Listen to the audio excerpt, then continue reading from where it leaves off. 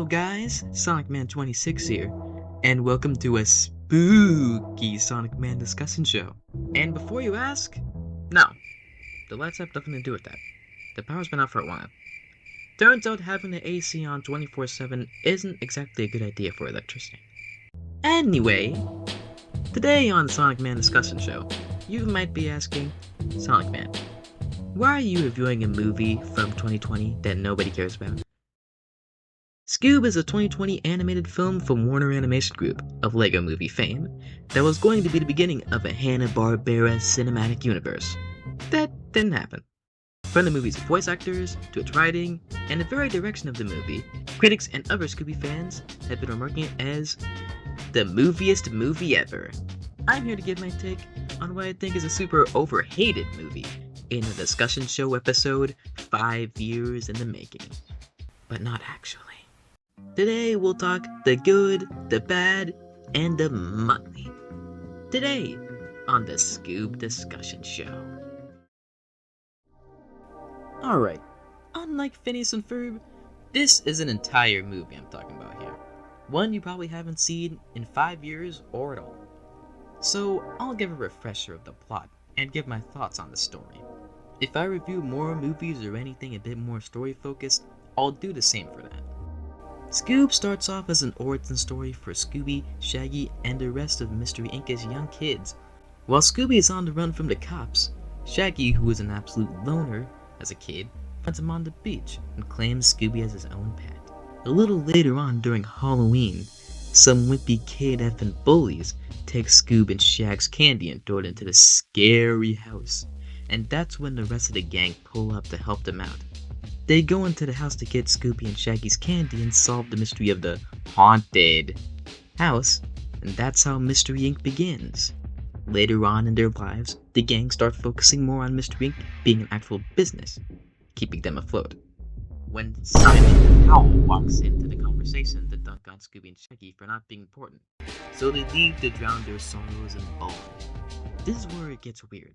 Robots. Bowling pin robots. They're real. They're probably one of the biggest problems with this movie. It goes from pretty normal, heartwarming Scooby stuff, in my opinion, to robots. Not that I care, I have horrible standards. After that, it gets even weirder, and the Hanna-Barbera cinematic universe thing comes up. The not Blue Falcon, also known as Blue Falcon's son, and his crew pick Shaggy and Scooby up and tell them how important they are. But not actually Shaggy, he sucks. Enter Dick Dastardly, who is also here, and he needs Scooby to open a portal into the underworld because he purposefully sent Muttley to hell for gold. See why this movie's effing weird? From then on, the rest of the movie is a race around the world to keep Scooby away from getting captured and to get these cool skull thingies and beat Dick to the punch before he gets his hands on both to unlock the door. Overall, I think the story is a pretty fun romp with some corny but heartwarming moments, some good bits, and some cool action. But it's kind of all over the place. It's a mess, but a fun mess. But speaking of my opinions, let's get into what I think are the main negatives and positives of this movie. I don't want to beat down on this movie too hard. The world knows everyone else does. But just because I like it doesn't mean it's perfect. So I'll give a few nitpicks about this movie that I don't like. And a really big problem. First of all, the voice acting. For the most part, it's pretty good. But for the gang, it's especially Shaggy. Look, I love Will Forte, but not as Shaggy. I'll admit he kinda grows on me throughout the movie, but come on, why didn't they just have the OGs, man? Scooby is still voiced by Frank Welker in this movie, why not the others? I get A-list actors bring in the big bucks, but I guess. I don't even think this movie made the box office because, you know. Alright, let's just address the elephant in the room. The story of this movie is a mess. It goes from cool origin story, to robots, to Blue Falcon, to opening the pits of hell, in the first 15-20 minutes of the movie, and it would feel a bit less messy if they also weren't trying to juggle the Hanna-Barbera universe subplot that didn't even go anywhere because, you know, Captain Falcon, Dynamite, Captain Caveman, they were there, Captain Falcon had his little story plot about not being his dad, but, like, didn't really matter all that much in the grand scheme of things. Only part of that didn't fall flat for me was Ashley and Muttley. Their characters and voices and designs were spot on, and they were fun to watch. There's other smaller problems, but the messy plotlines are the biggest one. It feels less like Scooby and more like the kinda Hanna-Barbera movie with Scooby taking a big chunk out of it. Oh yeah, and one more thing. Simon Cowell wrote, "You're not a part of the team. Get out." It might seem like I think this movie sucks, but would you believe me if I said I was the only person on this planet who likes it? I don't want to end this on a negative note, so it's time for the positives. Maybe you'll see why I like this movie. Or not. First of all, the visuals in this movie are great. Probably the least surprising thing. From the way the gang and characters are designed and how they move, from the designs of the Falcon and Dick Dashley's ships and all the cool vehicles in this movie, and the little robots. I like those guys. I think they have cute designs, and they have kind of scary designs too. Those little spider things, scorpion things, those are kind of scary. I like those. Those are cool. The lighting in this movie, the set pieces in this movie, it all looks good. It's a good looking movie. The designs and animation in this movie are good. It's good.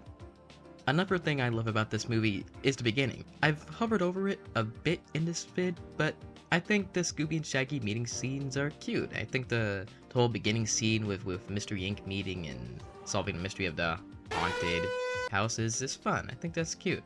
I think the whole friendship throughout is sweet. It's one of the things that really holds this movie together, and it's a pretty cool parallel to Muttley and Dick Dastardly. I think the character arc of Brian, Blue Falcon's son, trying to, like, be his own man, be his own Blue Falcon, and kind of relate to Shaggy, I think that's also quite good too. It doesn't really, it pays off, but it doesn't really get that too much touched up on, but I think it's cool. I think it's a good plot. And most of all, I think this movie is fun. I don't know. There's not a whole lot of good reasons I should like this movie, but I love Scooby Doo and Hanna-Barbera, and this movie is cool to me. I don't have a lot of good reasons why I like it. It's just kind of fun. So I'll spare you the time to hear me yap, and I'll head over to my final thoughts.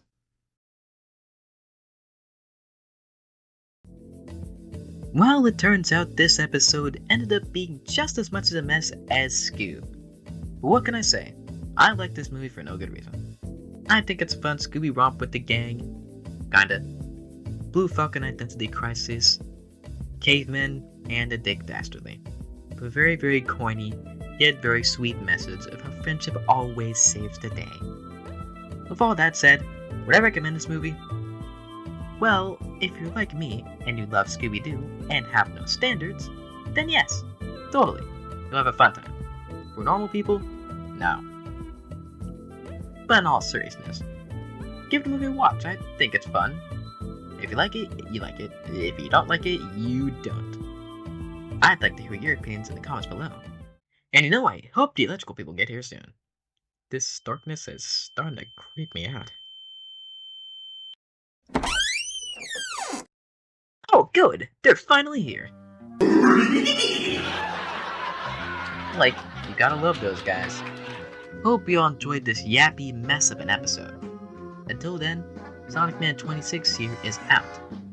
See you when the power's back on.